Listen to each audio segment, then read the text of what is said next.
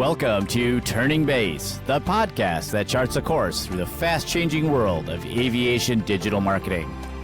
Hosted by Bryan Redeker, Turning Base is your destination for actionable strategies, expert interviews, and insights tailored for FBOs, charter operators, and general aviation providers. If you're ready to elevate your brand, streamline your messaging, and grow your presence in the skies, you're in the right place. This is Turning Base. Hello and welcome back to the Turning Base podcast, and I'm your host, Bryan Redeker, and I'm joined once again with someone who loves rusty bolts and suspension bushings, Mr. Bryan Redeker. Indeed. Hey, we're going to talk airplanes today instead of cars. Yes, we are. It's been a very car-heavy week this week, but we have some interesting stuff to talk about. I think we're talking about the budgeting black box. Is that today's theme, Brandon? Is that correct? It is. We kind of talked about budgets a couple weeks ago, and we got a little bit into the math, but not too deep.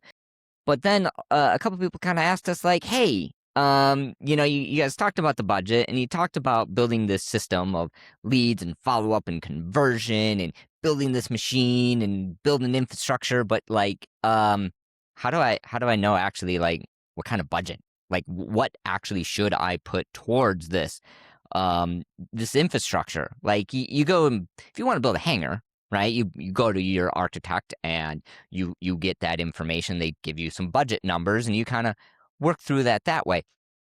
But with marketing, it's not quite that simple. Yeah, that's because the most operators, the budget for the marketing feels more like a black box flight recorder. You don't know really what's inside of it. It's got a lot of stuff going on with it, but it's a little bit tough to understand, right? So you don't really know what a normal budgeting number would look like for something like marketing. And owners, I think, are just terrified of just burning up money and not getting anything out of it, right? We talked about renting or just paying out the money for marketing and not really understanding what you get. And I think they're afraid to take that leap into spending the money because they don't understand enough about what it is being spent for. It doesn't act like a normal metric, like fuel or hangar or a piece of equipment or a flight instructor. It is unique. Yeah, it really is, because yes, if you have a fuel truck, you can see that. You know how much it costs. You know how much fuel is in it. You know what your margin, the upcharge, and as it goes out, you can track that very easily. Marketing is different. It's harder to track. Are there ways to track it? Absolutely, and you should be. So it is just, to some people, it feels like a guess, or worse, they just they look at what they spent last month and they're like, we need to change this. Like, I spent X amount of money. That was too much. I think we need to pull back, because they don't know what that's actually going for. And so we kind of wanted to throw out some percentages. Because, what is a good I think a percentage is probably a fair way of looking at this, rather than a hard dollar, like, oh, it is $10,000 per year, because it's going to vary, right, depending on size of your operation. So what are some percentages that kind of make sense here? Yeah, so the famous words as it depends, right? It depends on, like, a lot of different things. So typically what we see is around 5 to 12% of your revenue is what you kind of should be going towards your marketing. And, like I just said, it depends on a lot of different things, but that is typically what we see marketing budgets coming in at, is somewhere between the 5% and 12%. Yeah, I mean, that's still a pretty good range. I think I've seen some as high as maybe even 20%. So, 5 to 12% is still a pretty big range for a lot of companies to deal with. How does an owner know where they fall in the range between 5 to 12 or 20? I mean, even to go to 5 to 10, that's doubling, or It is doubling. 4 timesing to go up to 20%. So how do you know which range you fall into? Yeah, it really kind of boils down to what your mission is, what you're trying to accomplish. So yes, it depends. Everybody's going to have a different mission. They're at a different point in their business, right? Are you just starting out? Have you been running for a while? So it kind of is going to vary a lot. So if we kind of break this down into, let's talk about, like, just use two different business entities at the airport, right? So if you're, let's take a look at the 5% side. Let's start with the lower side of things.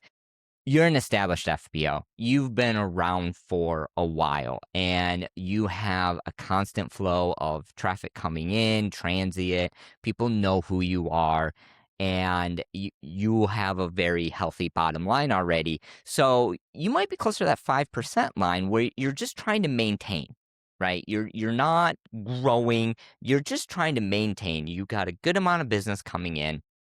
People know who you are. You've been around for Yeah. a while.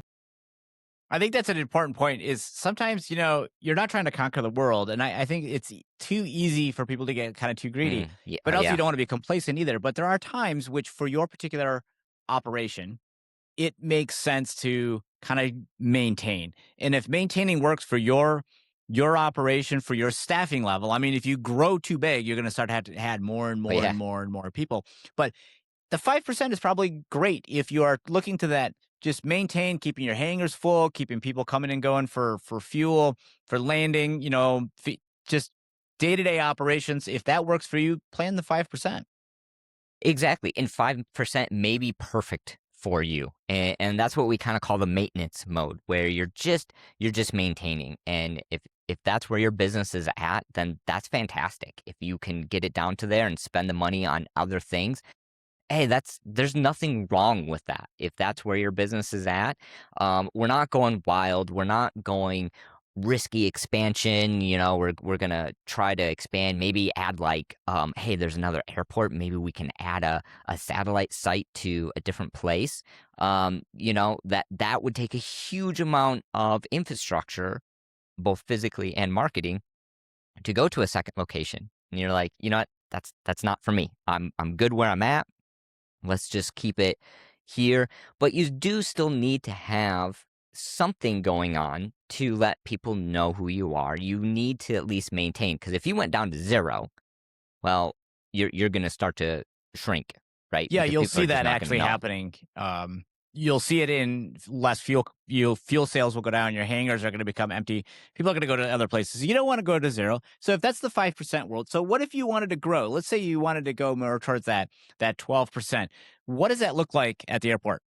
Yeah, so if you're trying to grow, that's when you're going to be starting to hit to that 10, 12, maybe even 20%, right? Whatever is going to support what your mission is. So that's what we typically will call the growth mode, accelerated growth mode, where you want to grow. You're going to put some serious money behind this. And so, let's take for example like an MRO or a charter business, right? You're going to invest a huge amount of capital both into your facility, but then also, potentially new airplanes. You bought a brand new Citation jet. It's not making you much money if it's just parked idle on the ramp, just waiting for somebody to show up. I mean, basically, you have capacity to grow now, but you Yes. need to actually grow. You bought the physical piece of equipment, the additional aircraft, the flight instruction aircraft, or an instructor, or you added a couple new maintenance personnel and their Hmm. equipment. So you have Yeah, the yeah. hard pieces of equipment, but now you need to bring the customers in to actually see some growth. Right. And so you might be really pushing forward on your marketing to get that step one, right? That we kind of talked about last week is getting the lead, that lead generation. So you might be really pushing to get more leads, get people to know, hey, we just added another MRO hangar. We can do more, fix more airplanes. We hired more people. We got this certification. We're now authorized for Cirrus or for Citations or Gulfstream or, the new Piper M700. There's so many things out there that you may have expanded on, but people don't know that you did that. That's it. You have to tell the story a little bit. So let's talk about a little bit of the tactical deployment. Like Yeah. how do you actually go ahead and deploy this? And how do you map out a budget when you look at your monthly, what your P&L is, and how do you go about getting this information out there, telling the story to get your customers to come in? Yeah. Again, famous words, it depends. Depends on your mission, and that's going to be the biggest thing. You need to define your mission, and so you don't want to always just spend the funds. We talked about the three main pillars last week. You don't want to just take, okay, I'm gonna, I'll just use 9%. I'm gonna put 3% into lead generation. I'm gonna put 3% into follow up and 3% into conversion. Okay, that may work for you, but if you're really trying to grow, you may put a lot of money into that first bucket, right? Right. That may be where majority of your money is going to go. If you're in maintenance mode, it may not be into the lead capture. It may be more into the follow up and the conversion. So you really have to look at, like, what am I trying to do? But if you're actively trying to grow, that getting the leads in, right? That is number one. You got to get the leads coming in. You got to get people to know who you are and what do you have to offer them. So yeah, let's take a look at let's make up a real world situation here. Let's say that I'm a business owner, a charter business owner, and I have my operation at the airport. And let's say I got two new citation jets, I got two new pilots on the payroll, I got two new co-pilots, I got Yeah, everything I need to support that jet, but nobody's calling for a charter. Nobody, I don't have any, the local businesses aren't calling me to say, hey, I gotta get a team down to Dayton out that's of right. Muskegon. Can you fly them there? Like the phone's not ringing. So what do Phone's I do not now? ringing. Yeah, and you just put a huge investment into those Yeah, physical things. absolutely. You got to Absolutely. you got to get those seats booked and get that plane up in the air to make some money. So in your shoes, the biggest bottleneck is lack of eyeballs on what you're doing and that new hardware that you got, that new um, what you can actually do with that. Like, okay, great, you got a new airplane. How far can I go? What can I do? So the biggest thing is you don't need a massive follow up system at this point. You need to get people to know who you are and be like, hey, I just got this new citation jet. This is how far I can go. These are where we're flying to right now. Because you need that phone to ring. You need people to call you up, inquire, shoot you an email, something to be like, hey, let I want to book that plane. So you might be putting, out of your marketing budget, you might be putting as much as 70% of your marketing budget into aggressive lead generation. So you're going to be doing targeted paid ads. You're going to be dominating your local SEO and regional search. You're going to be finding out who are typically your high net worth individuals in your area that would have the means to want to book that charter flight for business or for pleasure. So and then that 30%, that's going to go to, like, right now, just maintaining your website, make sure it's working, all the fields are working, some type of follow-up system, something to help convert. But that lead generation is really going to be that important piece at that point. Yeah, and that makes sense that it would be. So let's flip this to the other direction, and let's say that instead of I'm the new business owner with the two new jets and all that, let's go the other direction and say, well, what if I got basically like 60% of the traffic's already coming to my way, right? Like I'm at that higher operating level, and I just want to continue to grow. What do you suggest to do differently, and what do I do with maybe trying to attract more general aviation type Hmm. pilots in? Yeah. So at that point, you're trying to you're down maybe more into that maintenance with slight growth at that point, and you're really kind of just protecting what you currently have. You're It's a not good way of really looking at it. actively, Yeah, yeah. protecting. I think You're that's a good way of saying it. Yeah. yeah. You're just protecting it. Like we've talked about, most of these airports, they have one FBO, right? So it's not like they're just landing at that airport and going like, ooh, which FBO do I go to today? It's like, which airport are they going to? Right. So you want to protect what you already have. And you're going to kind of flip the script from what we had just talked about, Hmm. where now that 60-70% is going to be in that follow-up and that conversion. So you're going to make sure that you have those automated email systems up and running. You're going to be making sure you continue to reach out to those pilots that came here once before, to be like, hey, why don't you come back? You already been here once before. come back to this, making sure that all your systems are just maintaining, you Mhm. have the right tools to be able to handle this. So it kind of changes where, yeah, ads may or may not be the thing for you at this Right. point, but making sure that you follow up and you stay connected with the people that are continually coming through your FBO already, or your charter business. We just talked about charter or flight school. Like you want to make sure that you're maintaining these relationships. So it's a little bit of a sliding scale. It's almost like adjusting the Yeah, center of gravity on the aircraft, right? You can shift exactly. things a little bit either direction to see what works best for you. So it's not just a set number. It's got a little um variation to it. There's no really set standard, no set template that has to be done. It's a little bit of a sliding scale. Yeah, exactly. And I kind of like that what you just said about the weight and balance, because you're exactly right. And your mission may change, right? Depending on what you're trying to do. Even if you're flying in an arrow, if you're just going for a short half hour, 1 hour flight, you're going to load the aircraft one way. But if you're going to take your family of four and you're going to fly from Michigan to Florida, your weight and balance is going to look very different because your mission is very different. Same airplane, but your mission now has changed.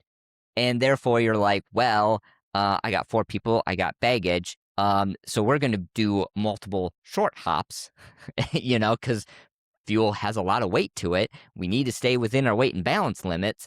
So we're going to be doing more short hops to get there, because we just can't overload the airplane. And there's just so much you can do. So yeah, talking about that, the primary mission, you got to know what your primary mission is, and then go, okay, how do we build this infrastructure to support that mission? Because you don't want a mismatch there. Right. Right. That No, would be I think bad. that's good, Brandon. I think that covers it. Pretty well.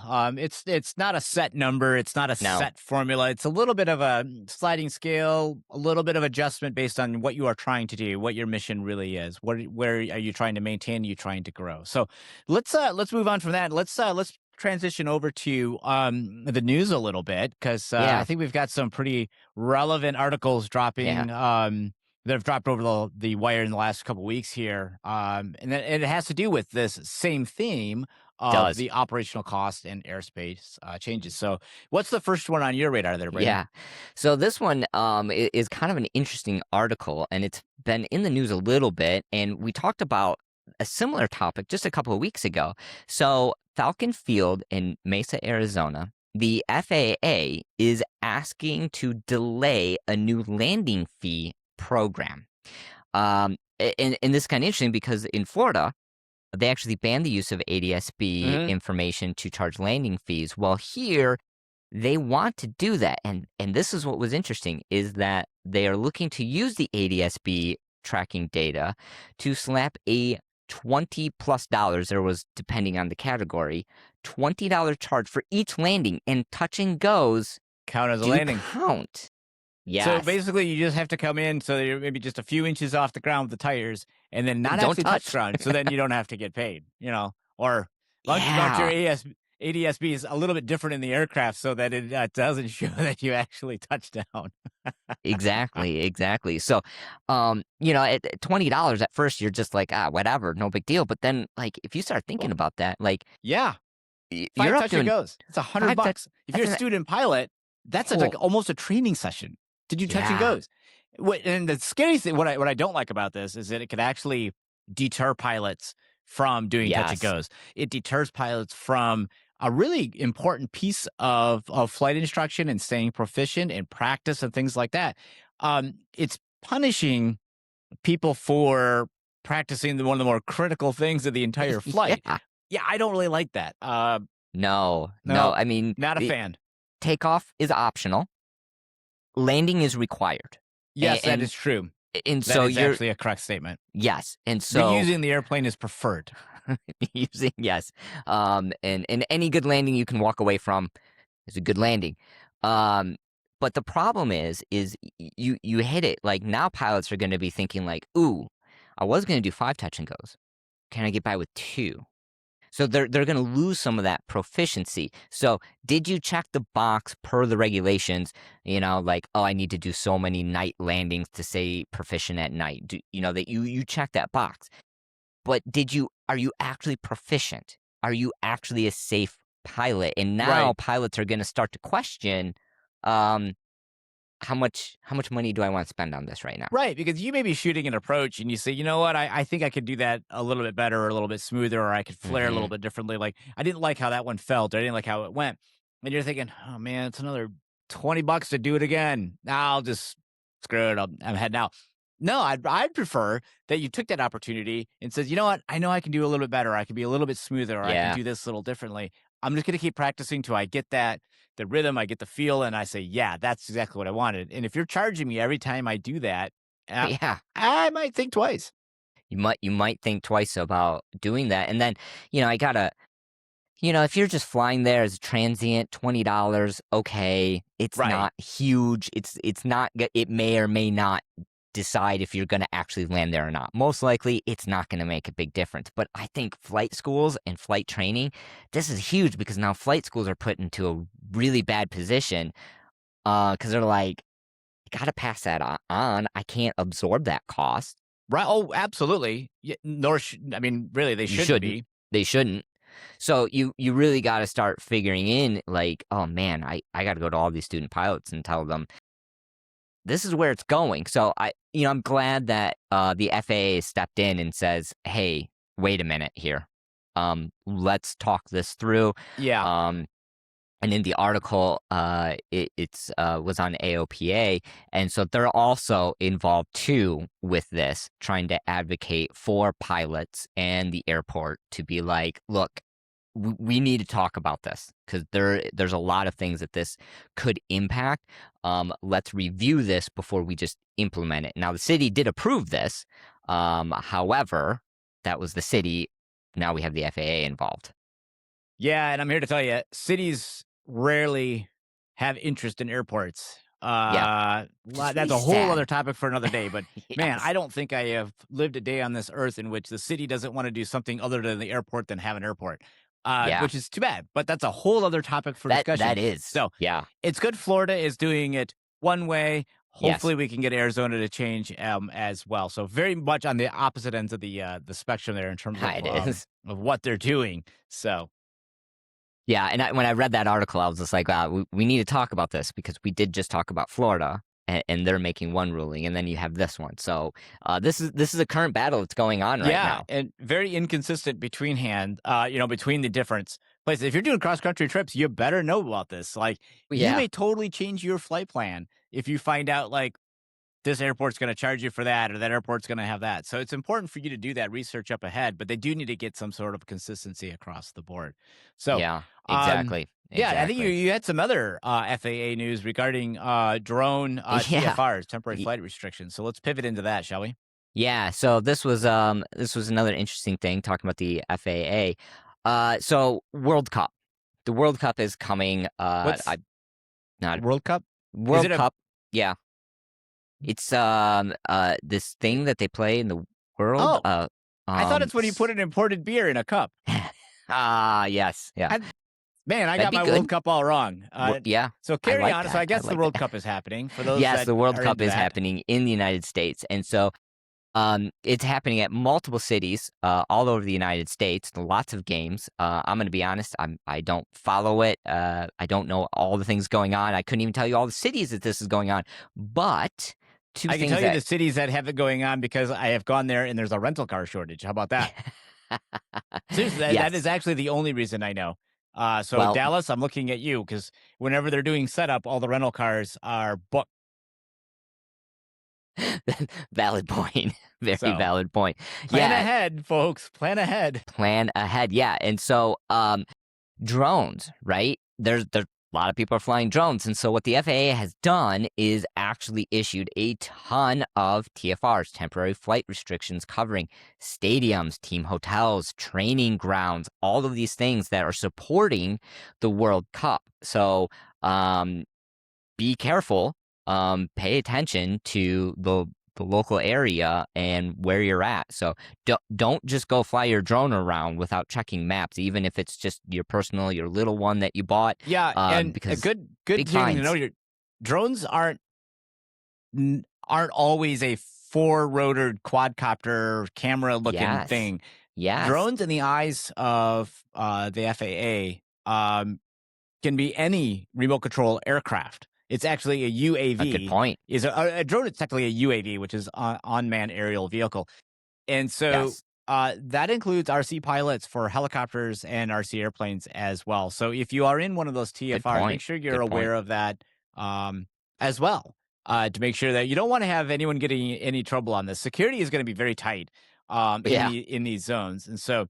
But you're also seeing some infrastructure companies mobilizing to support what we call the iron on the ground, and Duncan Yeah. Aviation is one of those. And they just announced that they are scaling up their North American network to support business aircraft during this event, because there's going to be a lot of personal Yeah. aircraft coming and Oh, going, yeah. chartered flights coming in like that. So that Duncan Aviation is a great example of someone who's thinking ahead and scaling Mhm. up their operation in advance. Yeah, they're going to be offering rapid response teams and setting up 24/7 parts distribution. So they're seeing that this could be a very big potential thing. There's going to be a lot of people flying to all of these different events, charter flights, personal, all over the place. And I'm guessing they're not going to be running any specials or discounts for these No, it's like services. Uber at a on a concert venue, right? You're not getting the cheap rate. No, no. This is the rate. You want your This is the airplane rate. fixed? This is what Yeah, you're going to exactly. pay. You want your airplane fixed? Yeah. Yeah, you want to fly?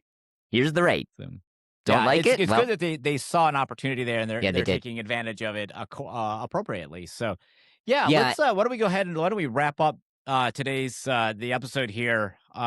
So coming back around to where we started with a simple, clear, and honestly a great reality check for someone running a shop right now.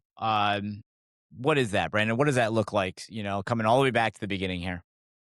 yeah. So just to, break it down real basic at this point. So if you just pull your revenue numbers, typically we talk about either monthly or yearly, depending if you're talking your annual or your monthly revenue numbers, and look at your gross total, and then multiply that by that 5% or 12%, and look to see where does that range put you. Look at those two numbers, and then kind of ask yourself, okay, what did I actually do? What is my mission that I'm trying to support? Uh, and maybe my budget should be in here. I just think that real quick Yeah. thing, take you a minute What to is your do. mission profile you're trying to accomplish, Yeah, and where in that scale feels about right? You don't. If you're looking at just maintaining, you're probably not in that 12%. And maybe 5% is too high for your particular operation. But start there. Start by putting that number yeah. down, because it gives you a starting point, and look at what you're actually spending and what you feel comfortable spending. Yeah, exactly. Stop treating your growth budget, your marketing budget, like a guessing game. Dial in the math, protect your operation, and just by looking at that, I think that could be a real big eye-opening experience.